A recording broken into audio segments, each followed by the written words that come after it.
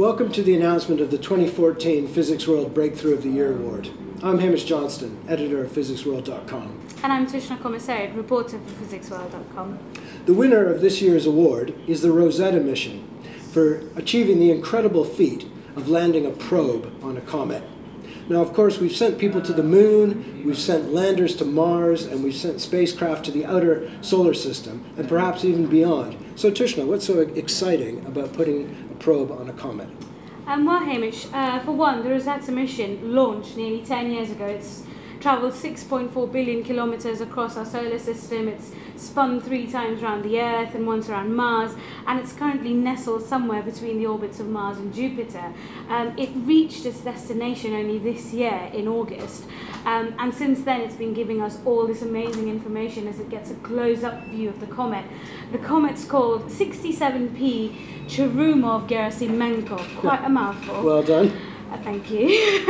And it's been telling us all these amazing things that we've never known before about comets. It's been smelling the comet and listening to the comet, and of course, really excitingly, just last month, it's managed to land a little probe on the surface of the comet, and this is an absolute first.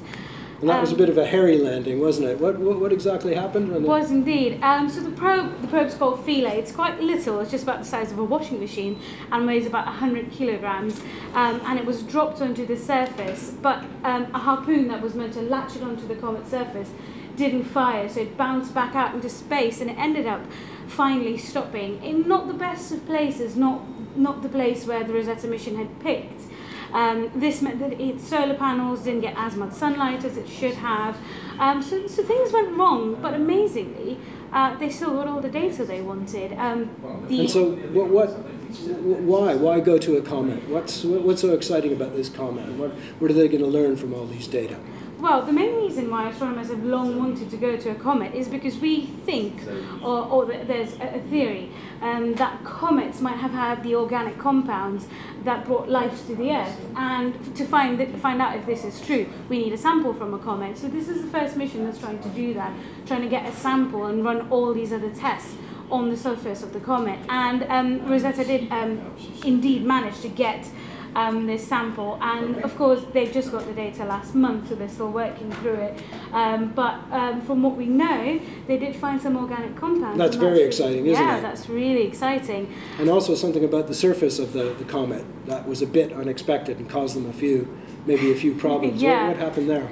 So comets are generally called dirty snowballs, so you have this mental image of something quite soft and fluffy, but it turned out actually when the probe landed, when Philae landed, that the surface is really hard, a lot harder than we thought, and in fact a little instrument that was meant to bash through the surface broke without making a dent in it. So this means that not everything's not as we assumed. Our theories might need some revising, but there's some really interesting data that's going to keep coming from Rosetta through the next year. As the comet gets closer and closer to the sun, it may reactivate the Philae lander, it may get some more sunlight on its panels. So all kinds of exciting things from Rosetta in the years to come, I think. That's right, yeah, and you can be sure that whenever there's a breakthrough paper from the Rosetta scientists, you can read all about it on physicsworld.com.